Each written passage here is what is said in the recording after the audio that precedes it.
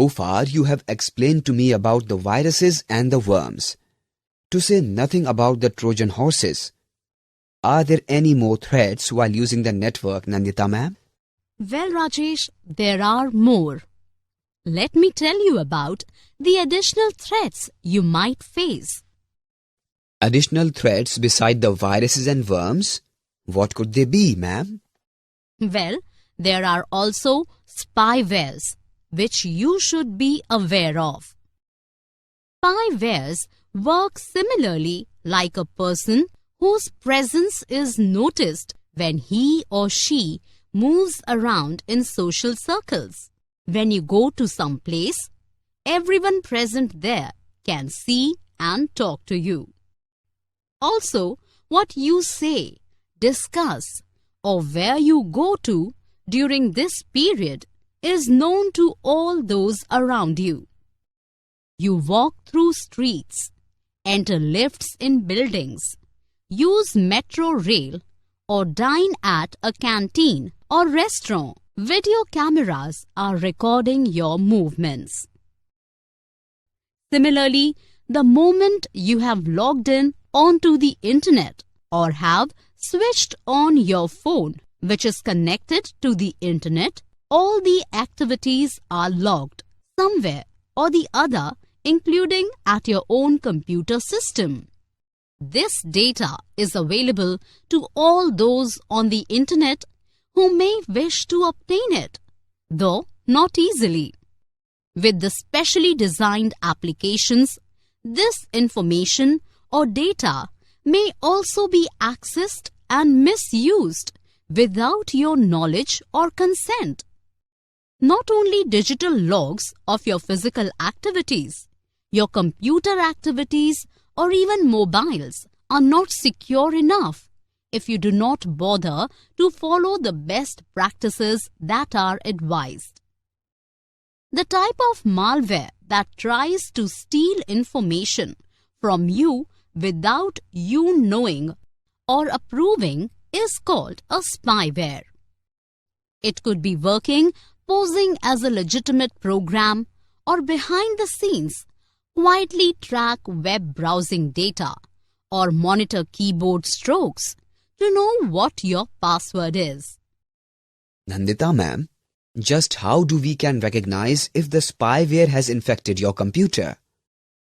Well, Rajesh, if you find that your computer's performance has recently started to suffer, and especially if strange pop-ups are showing up, websites are redirecting to places you have not intended, your friends in the email contact list are getting odd spam messages that appear to be from you but have not been sent by you, then consider the possibility of your computer being infected by a spyware.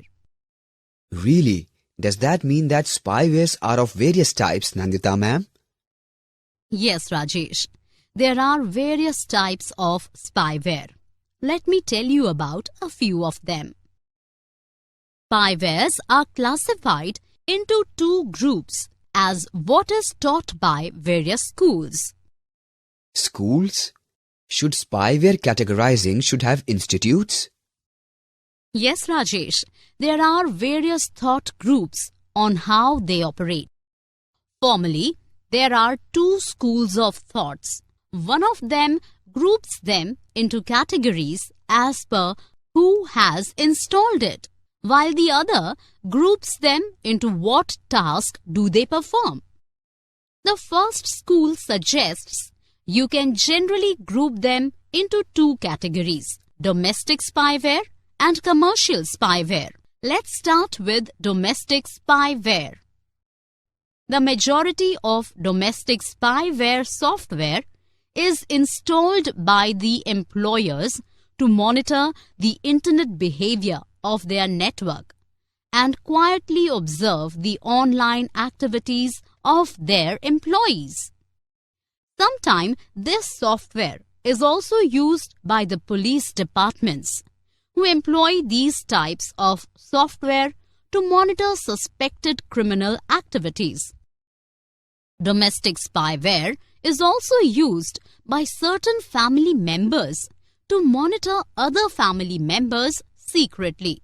Not only the owners of the computers use the spyware, there are others, like some unsuspecting people, using the spyware to monitor or gather information from friends.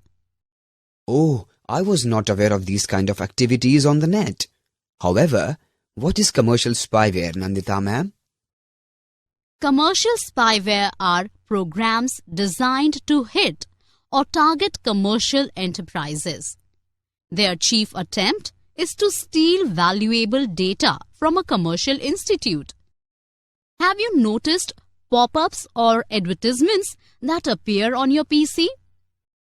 Most of them contains commercial spyware to lure unsuspecting users to buy things from their marketing enterprises.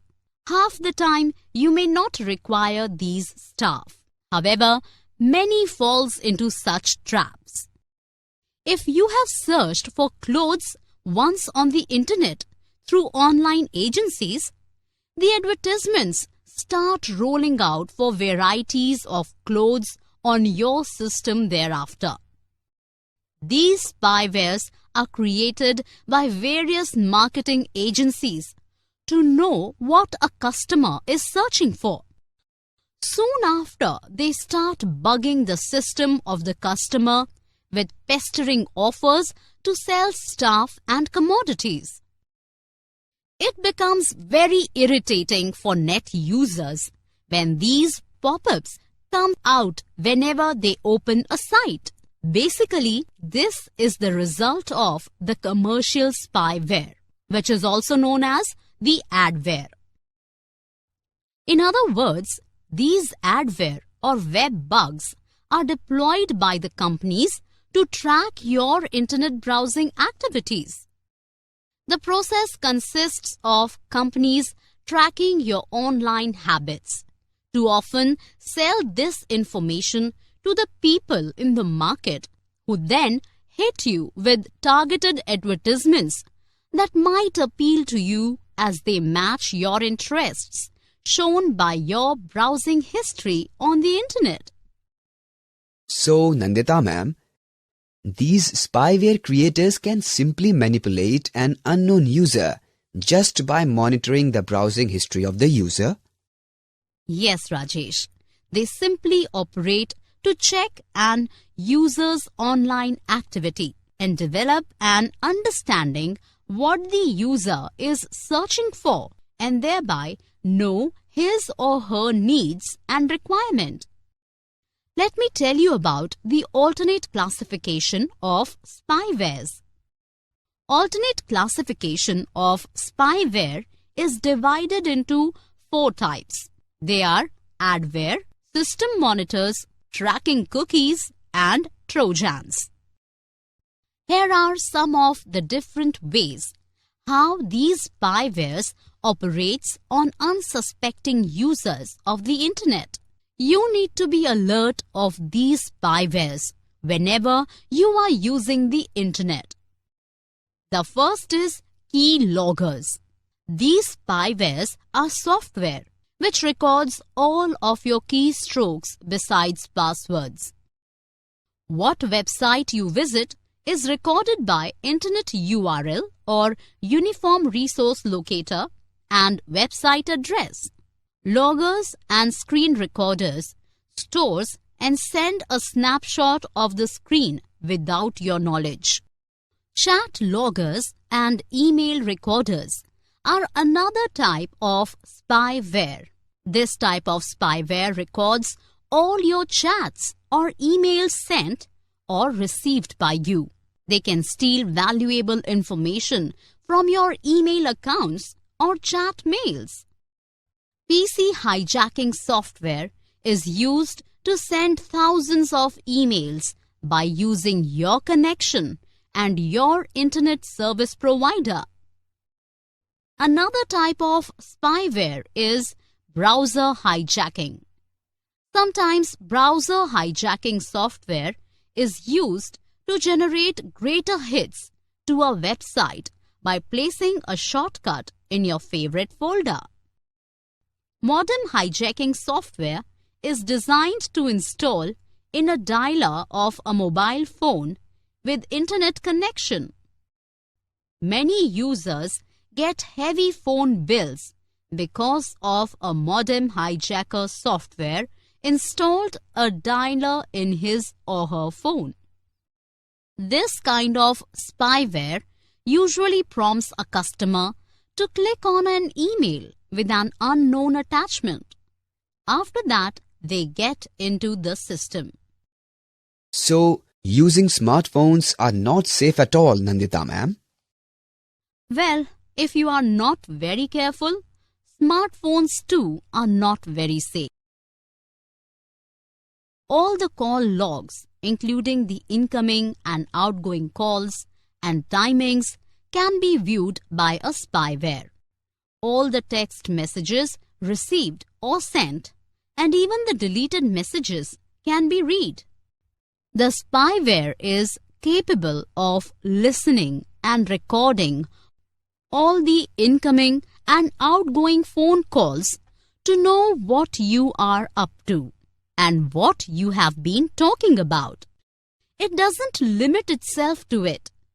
It is even equipped to track details such as the websites you have visited and how regularly you have been doing that. The spyware can also see all your contents such as your pictures, videos, and saved notes on the phones. In short, nothing is safe if you do not use precautions.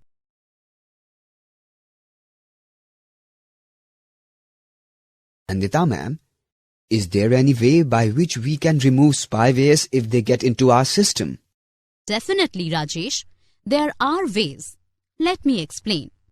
You may like to try out simple methods before you decide to take advanced help. Do not hesitate to do it yourself, as initially it may sound complex, but if handled correctly, it can be done.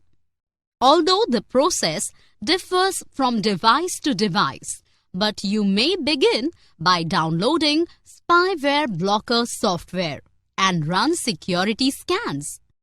Remember to remove temporary files from your computer system.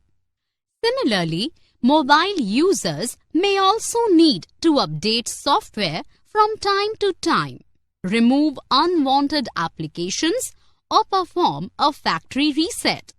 Finally, it is you who should be security conscious at all times and avoid clicking suspicious links or downloading unknown software, as spyware is widely spread across the web environment and is ever present on today's mobile and desktop devices.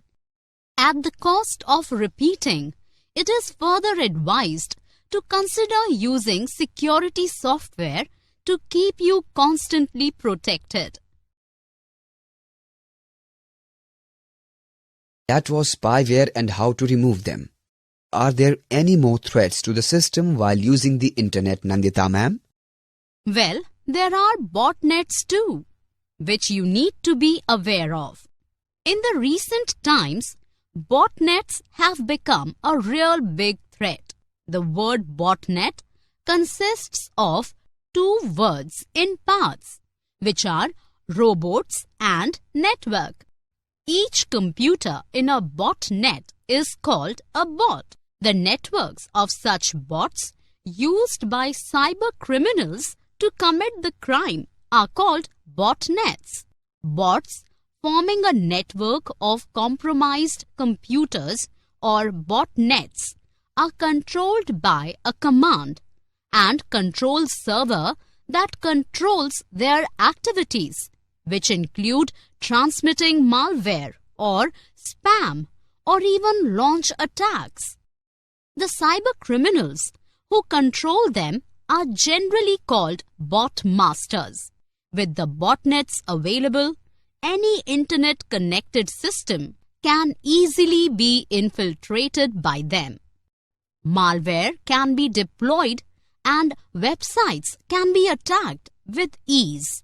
Personal information can be stolen, fake news can be spread, and advertisers can easily be defrauded. Recently, botnets were used in the last presidential elections 2016 in the United States of America. There were controversies about fake ads and influencing of the opinion through the social media. Well, ma'am, how are the botnets created? To create a botnet, 3 basic activities are required. Let me tell you about them. The first activity is the setting up of a command and control server by the creator at his end. The second part of the activities is to inject the malware into the targeted computer through various means discussed earlier. Usually, it is sent as a worm through a Trojan horse email, which looks harmless and useful to the user. He is thus tricked into opening it. Once it is done, the computer becomes a zombie, which is nothing but a prisoner or captive who is ready to obey any of the commands given to him by the command and control server. The third part is to compromise millions of computers besides this infected computer, and the bot master needs to get to as many devices and bots under his command as possible to make it bigger in size, to create disruption or impact the functioning of the internet for making money.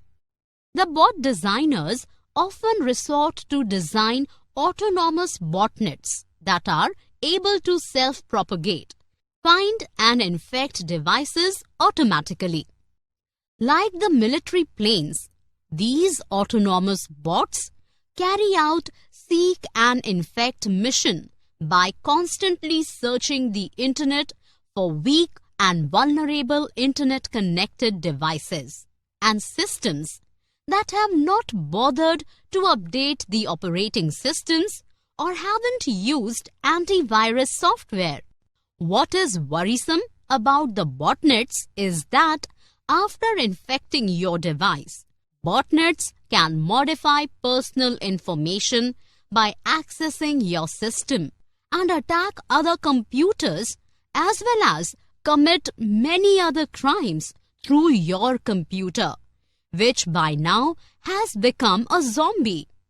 Even though the time taken for the growth of the botnets is comparatively larger than other forms of attacks, you are likely to remain unaware that your device is being controlled by it. Also, it is very difficult to detect it as the computing power used by the botnet is small enough to avoid disrupting normal functioning of your computer, which can alert you. Another trick up their sleeve is to constantly keep changing behavior to prevent any detection by cybersecurity software. Also, newer versions are even harder to find as the botnet design continues to evolve. Wow, there are so much threats involved while using the internet. I will definitely remain alert of these malicious software. Thank you, Nandita ma'am, for your help. You are most welcome, Rajesh. To go for a recap of what you have learnt so far, just click on any of the buttons on the screen. The type of malware that tries to steal information from you without you knowing or approving is called a spyware. It could be working, posing as a legitimate program, or behind the scenes, quietly track web browsing data or monitor keyboard strokes to know what your password is.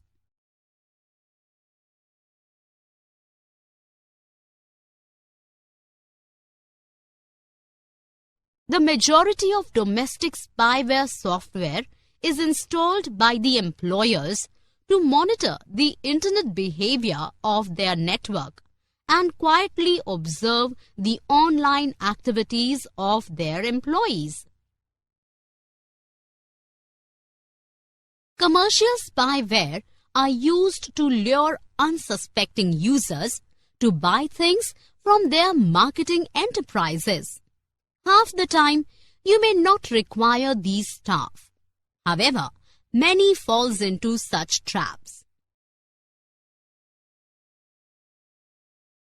Key loggers.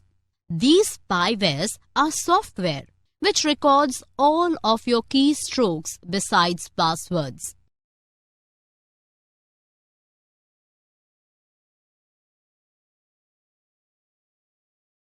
Chat loggers and email recorders are another type of spyware. This type of spyware records all your chats or emails sent or received by you. They can steal valuable information from your email accounts or chat mails. The majority of domestic spyware software is installed by the employers to monitor the internet behavior of their network and quietly observe the online activities of their employees. Commercial spyware are used to lure unsuspecting users to buy things from their marketing enterprises. Half the time, you may not require these staff. However, many falls into such traps. Key loggers. These spywares are software which records all of your keystrokes besides passwords.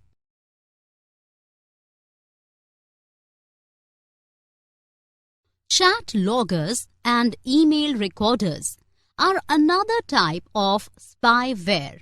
This type of spyware records all your chats or emails sent or received by you. They can steal valuable information from your email accounts or chat mails.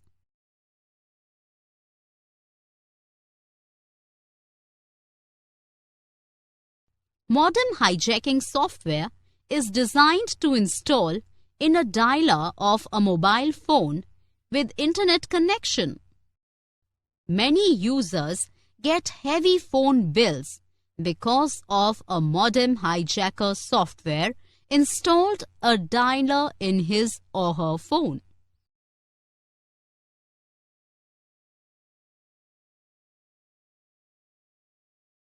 You can remove spyware by using a spyware blocker software and run security scans.